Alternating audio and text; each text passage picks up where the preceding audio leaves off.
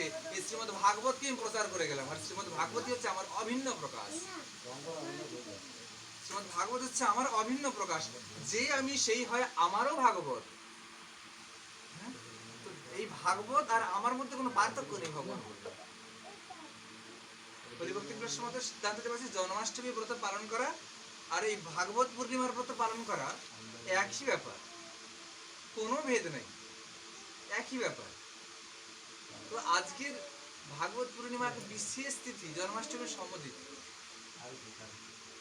ভাগবত কি বস্তু, ভাগবতটা কেন প্রত্যেকে সৃষ্টি হলো, সেই নিয়ে এত মানে অনেক কথা আছে। সেটা ছোট করে বলা যায়। বলা হচ্ছে যে ভাগবতটা মানে ভাগবতের প্রথম স্কন্ধের প্রথম অধ্যায় বলে নিগম কল্পতরুর গলিতম ফলং সুখমুখাদমৃত দ্রব সংযুতম পিবত ভাগবত রসমালয়ম মুহুর্মুহ ঋষিকা ভূমি ভাব। যে নিগম কল্পতরুর গলিতম ফলম মানে সমস্ত বৈদিক শাস্ত্র সমূহকে যদি একটা কল্পতরুর সঙ্গে তুলনা করা হয়, কল্পবৃক্ষ মানে যে বৃক্ষের তলায় দাঁড়িয়ে যা কিছু চাওয়া যায় সেটাই প্রাপ্তি হয়, একমাত্র রয়েছে স্বর্গে। সেই কল্পবৃক্ষকে যদি সম্পূর্ণ নিগম কল্পতরুকে সমস্ত বৈদিক শাস্ত্রের সঙ্গে তুলনা করা হয়, আর সেই কল্পতরুর সুপক্ষ সব থেকে সাধু ফল যেটা, এই সাধু ফলটাই হচ্ছে শ্রীমদ্ ভাগবত। মানে যত প্রকারের গ্রন্থ রয়েছে তার মধ্যে সারাদিশার হচ্ছে নাম শ্রীমদ্ ভাগবত। আর সেই শ্রীমদ্ ভাগবত রূপী সুপক্ষ পরিপুষ্ট ফল যদি সুখদেব গোস্বামীর মতো শুদ্ধ বক্তারূপী বক্তার সেই শ্রীমুখ থেকে যদি উচ্চারিত হয়, যদি কোনো নিষ্ঠাচারী সদাচারী শুদ্ধ প্রবচকের মুখ থেকে যদি উচ্চারিত হয়, তখন সেটা আরো বেশি সাধু হয়ে যায়, আরো বেশি সাধীয়মান হয়ে যায়। কেমন? যেমনই একটা গাছের একটা আম, সিঁদুর আম হয়তো পেকে রয়েছে, দেখতে যতটা সুন্দর লাগে, একটা যদি তোতা পাখি এসে কিছু খাবলে দেয়, তার ভেতরে শ্বাসটা দেখা যায় আরো বেশি সুন্দর লাগে, দেখবেন আরো বেশি লোভ লাগে সেটাকে দেখতে। ঠিক তদ্রূপ শ্রীমদ্ ভাগবত রস অমৃত যদি কোনো সাধু বলছে, এক ভাগবত হয় শ্রীমদ্ ভাগবত পুরাণ, দ্বিতীয় ভাগবত হয় ভাগবত তত্ত্বজ্ঞান। যিনি ভাগবত তত্ত্ব জানেন শুদ্ধ বৈষ্ণব, তিনি এক ভাগবত। এই জন্য বলেছে ভাগবত পড়ো গিয়া ভাগবত স্থানে। ভাগবত পড়তে হয় ভাগবতের স্থানে, যার তার কাছে নাম অপরাধ হয়ে যায় না, যেখানে সেখানে ভাগবতের তত্ত্ব বলে নাম অপরাধ হয়ে যায়। যে ভাগবত সম্পর্কে অবগত, যে ভাগবতকে নিষ্ঠা করে ভালোবাসে, তার কাছে গিয়ে ভাগবত পড়তে বলছে। তো সেই শ্রীমদ্ ভাগবত পুরাণ মহাপুরাণ যে এক বিশেষ বলছে যে সেটা সুখদেব গোস্বামী পাদের মতো যদি কোনো শুদ্ধ বক্তার মুখ দিয়ে, আমাদের মতো অধম নয়, আমার মতো অধম নয়, যে সুখদেব গোস্বামী পাদের মতো যদি শুদ্ধ কোনো বক্তার মুখ দিয়ে যদি ভাগবত কথা নিঃসৃত হয়, তখন আরো বেশি সাধমান। তো এই জন্য বলা হচ্ছে যে মুহুরুহ ঋষিক রসিকা ভূমি ভাবুকা। বুঝতে পেরেছি? মানে প্রতিনিহিত প্রতি সময় সব সময় শ্রীমদ্ ভাগবতকে অহরহ পান করতে চান। পান করুন, যত সময় পাবেন, যত সুযোগ পাবেন ভাগবত শুনুন, ভাগবত প্রচুর শুনতে হবে, শুনুন পড়ুন। হ্যাঁ, এটা ভাগবতের মাহাত্ম্য। এরপরে তো বলা আছে যে নষ্ট প্রায়শু ভদ্রেশু নিত্যং ভাগবত সেবয়া ভাগবত ত্বম শ্লোকে ভক্তির ভবতি নৈষ্ঠিকী। যারা নষ্ট প্রায়শু, যাদের হৃদয়টা কলমশ কলুষে পরিপূর্ণ, জঞ্জালে পরিপূর্ণ, হিংসা দেশ জোর যাচ্চারি কাম ক্রোধ লোভ মদ মোহ মাৎসর্য ইত্যাদি ষড়রিপু আদি বিভিন্ন আবর্জনায় পরিপূর্ণ যাদের হৃদয়, তারাও যদি প্রতিনিয়ত ভগবানের শুদ্ধ ভক্তের সেবা করে আর ভাগবত শ্রবণ করে, কি বৈষ্ণব অপরাধ বিহিত চিত্তে, বৈষ্ণব অপরাধ বাদ দিয়ে বৈষ্ণবের সেবা শুধুমাত্র বৈষ্ণবকে বাড়িতে ডেকে খাওয়ালেই বৈষ্ণবের সেবা হয় না। কি? যে বৈষ্ণবের বাক্য সেবা, বৈষ্ণব যেটা বলে সেটা যদি করেন, সেটা এক প্রকারের সেবা। তো বৈষ্ণবের সেবা করা আর ভাগবত শ্রবণ করা, এই যদি কেউ করে, শাস্ত্রে ভগবান ভাগবতের প্রথম স্কন্ধে 2য় অধ্যায়ের 28 নম্বর শ্লোকে 18 নম্বর শ্লোকে বলেছেন যে সমস্ত কলমুষ সম্পূর্ণরূপে তার বিনষ্ট হয় চিরজীবনের জন্য, হৃদয় থেকে বিনষ্ট হয়ে যায়। আর কি হয়? উত্তম শ্লোকের দ্বারা বন্দিত যে স্বয়ং শ্রী গোবিন্দ মুরলীধারী, তিনি চিরতরে তার প্রতি প্রেমময়ী যে ভক্তিটা, যেটা সাধুরা পর্যন্ত অর্জন করতে সক্ষম হয় না, সেটা চিরতরে হৃদয়ে এসে ধরা দিয়ে দেয়। ভাগবত শ্রবণের মাহাত্ম্য কি অদ্ভুত ভাগবত। এবং শেষে বলেছে যে আরাধ্য ভগবান ব্রজেশ্বস্তনয়ষ্টাম বৃন্দাবনম রম্যা কচিদুপসনা ব্রজবধূবর্গেণ যা কল্পিতা। এরপরে বলা আছে শ্রীমদ্ ভাগবতম প্রমাণমবলং প্রেমাপুমর্থো মহান শ্রী চৈতন্য মহাপ্রভুর মতমিদং তত্রাদরণপুর। বলা হয়েছে যে পরমেশ্বর ভগবান ব্রজেন্দ্র নন্দন একমাত্র শ্রীকৃষ্ণ, আর তার পরম প্রিয় ধাম বৃন্দাবন, বিহিত অন্য কেউ ভগবান নয়, অন্য কিছু ধাম নয়। বৈষ্ণবদের একমাত্র ভগবান হচ্ছেন পরম প্রিয় ভগবান শ্রী গোবিন্দ। আর একমাত্র ধাম আছে, যত ধাম হোক, ধাম যদি হয় বৃন্দাবন।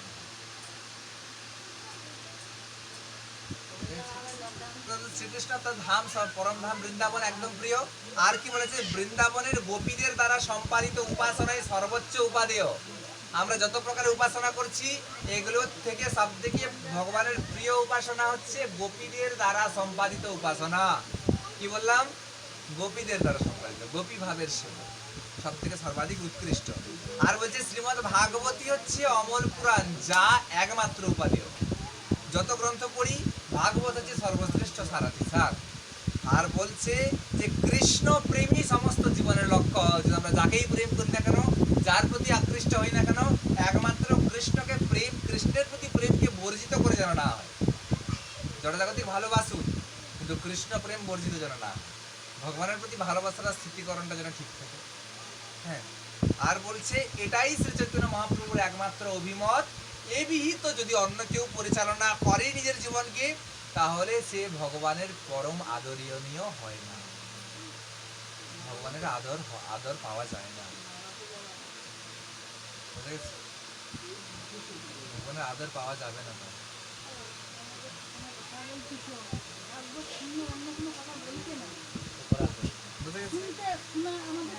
এগুলো আমরা শুনলাম। এবার শেষ একটা কথা, লাস্ট শ্রীমদ্ ভাগবত কথা কেন শুনবো? পরীক্ষিত মহারাজ যখন বুঝেই নিলেন, জেনে নিলেন 7 দিন পরে, 7 দিনের মধ্যে মৃত্যু। পরীক্ষিত মহারাজ জানতে পারলেন যে তক্ষক নাগ এসে, যে গোটা 14 ভুবনের মধ্যে শ্রেষ্ঠ বিষধর নাগ, সে নাগ এসে দংশন করবে পরীক্ষিত মহারাজের মৃত্যু। পরীক্ষিত মহারাজ জানতে পারলেন। পরীক্ষিত মহারাজ তবুও বিচলিত হয়নি। গীতায় বলা হয়েছে দুঃখেষু দিবিঘ্ন মনঃ সুখেষু বিগতস্পৃহ বিতরাগ ভয় ক্রোধ স্থিতধীর মুনিরুচ্যতে।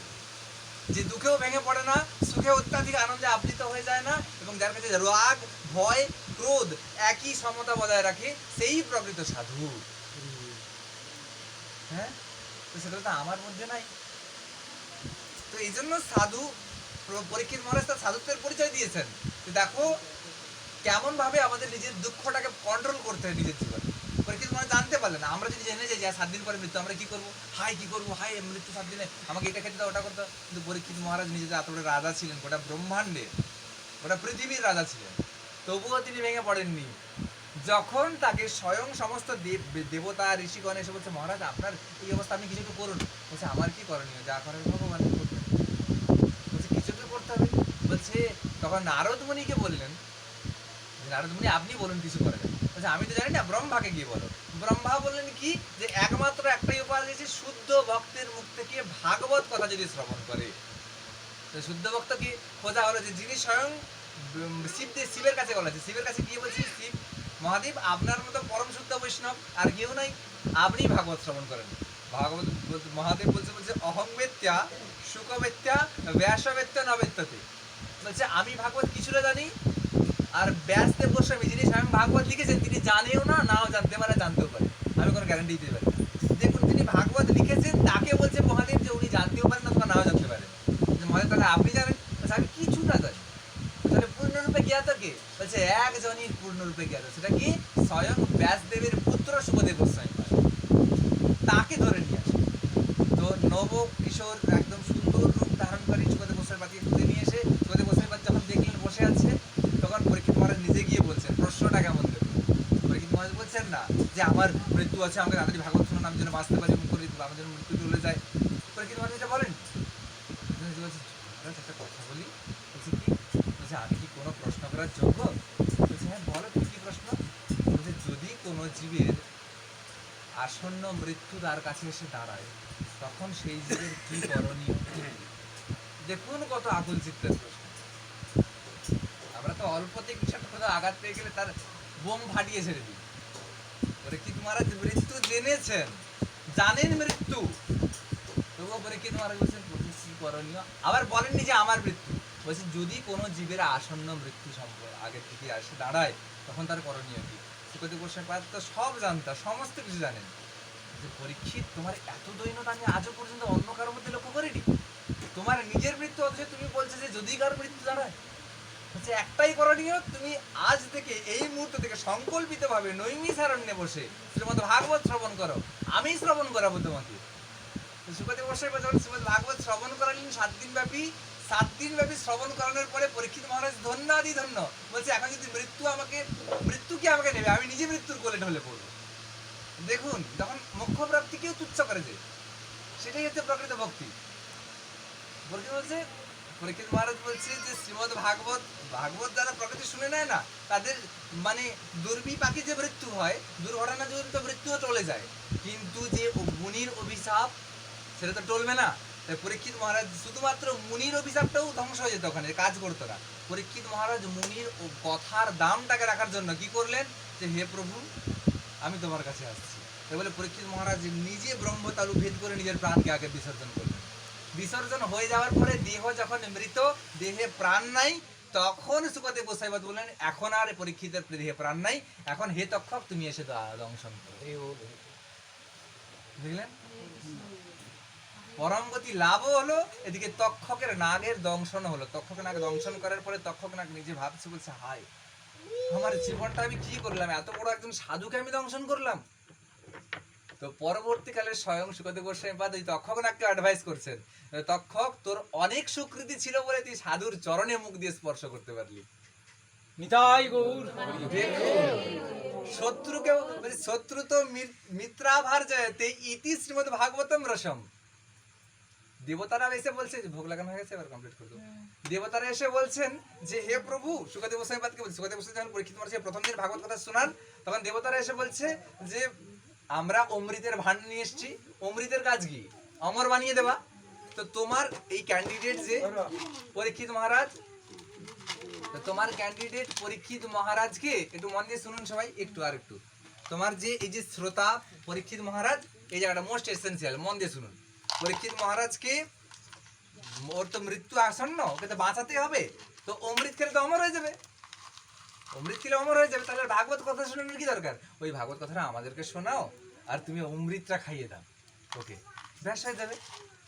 মানে দেবতারা বুঝতে পারছে যে দেব দুর্লভং কথাং ইতি শ্রীমদ্ ভাগবতম কথাম, যেটা দেবতার কাছেও দুর্লভ, দেবতারাও পায় না, তাই জন্য নিজের অমৃতটা দিয়ে দিচ্ছে, তবু বলছে ভাগবত কথা শোনা। কিন্তু পরীক্ষিত মহারাজ বলছে কাচ এত কথা এত ন সমতুল্য ইতি, বলছে কাঁচের সঙ্গে কখনো কি মণির তুলনা করা যায়, যায় না না। তো তুমি অমৃতের সঙ্গে ভাগবত কথার রূপী মণির কি করে তুলনা করছো? বলছে ইন্দ্র তুমি তুমি রাজা হয়ে বোকার মতো মূর্খের মতো কথা বলছো, বলছে এটা সম্ভব নয় কখনো। তাহলে কি সম্ভব? বলছে তোমার অমৃত নিয়ে তুমি ফিরে যাও, ওদি হতে পারে ওটার নাম অমৃত, কিন্তু ভাগবতামৃতের মতো অমৃত ওটা নয়। ভাগবত রূপী অমৃত যেখানে বিরাজমান, সেখানে ওরকম হাজার অমৃতকে তাচ্ছিল্য করতে পারে এই ভাগবত। কোটি অমৃতম বিনিন্দিতম ইতি ভাগবতম কথা, কোটি কোটি অমৃতকে যারা নিন্দিত করে, নিন্দা করে দেয়, সেই হচ্ছে শ্রীমদ্ ভাগবত। আমাদের প্রত্যেকের পরম সৌভাগ্য, আপনাদের পরম সৌভাগ্য যে আপনারা সবাই মিলে আজকের এই বিশেষ তিথিতে গোকর্ণ মৃত হয়ে গেল, কি হয়ে গেল, যে প্রেত জনি প্রাপ্ত হলো। কি করে হবে? ধুন্ধুমারের পুত্র, তো সে কি ধুন্ধুমারে কি করলো, যে ও প্রেত জনি প্রাপ্ত হলো, ভূত অনেক কুকর্মের জন্য ভূত জনি প্রাপ্ত হলো। গোকর্ণ তার ভাই, গরুর পেট থেকে জন্ম হয়েছে, খালি কান দুটো গোকর্ণ, কোনো একদিন বলবো, একাদশের দিন আকাশে বলবো। গোকর্ণ কি করলো, কি করণীয়, যে গোকর্ণ বললো এক কাজ করা যাক, ভাগবতীয় কথা। ভাগবত কথা হলো, ভাগবত কথায় কেমন হলো, ভাগবত কথা হচ্ছে যে প্যান্ডেলটা হয়েছিল, ওই প্যান্ডেলের যে বাঁশ, 7টা বাঁশ বিশিষ্ট বাঁশ ছিল, ওই 7টা বাঁশে 7টা গিরা বিশিষ্ট একটা বাঁশ, ওই 7টা গিরাতে 7টা গাঁটের মধ্যে দুন্দুলি গিয়ে ঢুকলো, দুন্দুমারি গিয়ে প্রেত রূপে ঢুকলো ভাগবত কথা শোনার জন্য। জায়গা বাইরে, প্রেত তো হাওয়া, কোথায় দাঁড়াবে, যেখানে যাবে তো বয়ে চলে যাবে, তো এই বাঁশের মধ্যে ঢুকলো। অদ্ভুত ঘটনা, একদিন ভাগবত কথা শ্রবণ শেষ, একটা গাঁট ফেটে গেল, দ্বিতীয় দিন শেষ, দ্বিতীয় ঘাট। এই দিন 7 দিন পর পর 7টা ঘাট পেরিয়ে শেষের দিন এক দিব্য পুরুষ এই বাসের মধ্য থেকে আবির্ভূত হলো। তখন সবাই জিজ্ঞেস করলো, এই দিব্য পুরুষ কে? তখন বলছে, আমি ধুন্ধুমারি সেই প্রেত। বলছে, তুমি এই রূপ প্রাপ্তি হলে কি করে? বলছে, ভাগবত কথা শুনে। নিতাই গৌর প্রেমানন্দে। দেখলেন ভাগবতের কি অদ্ভুত মহিমা, কি অদ্ভুত মহিমা। তো সেই শ্রীমদ্ ভাগবতম পুরাণের আপনারা কথা শোনার সৌভাগ্য অর্জন করছেন। তো সমস্ত কিছু দ্বন্দ্ব মীমাংসা ইত্যাদি ইত্যাদি সব ভুলে গিয়ে, এত তো গ্রাম রয়েছে, মহাপ্রভু তো বলেছেন যে পৃথিবীতে আছে যত নগরাদি গ্রাম সর্বত্র প্রচার হইবে মোর নাম। কিন্তু কটা জায়গায় হচ্ছে? হাজার গ্রাম আছে, কিন্তু কটা জায়গায় ভাগবত কথা হচ্ছে? এই সভাটা হচ্ছে। যদি এর মধ্যেও যদি আমরা এর মধ্যে যদি আমরা সময়টাকে অপব্যবহার করে, এত সুযোগটাকে যদি আমরা যদি তাচ্ছিল্য করে তাড়িয়ে দিয়ে বেকার কারো কিছু কোনো একটা ভুল ত্রুটিকে নিয়ে সেটাই মাথায় রেখে আমরা যদি সমস্ত কিছুটাকে যদি টাইম নষ্ট করে দিই, তাহলে কিছু হবে? হবে না, তাই না?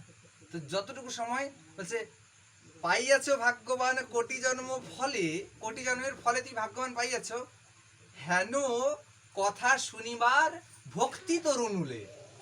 এমন কথা শনিবার কোটি জন্মের স্বীকৃতির ফলে তুমি সময় পেয়েছো, আর এটাই ভক্তির তরুর একমাত্র মূল অগ্রভাগ।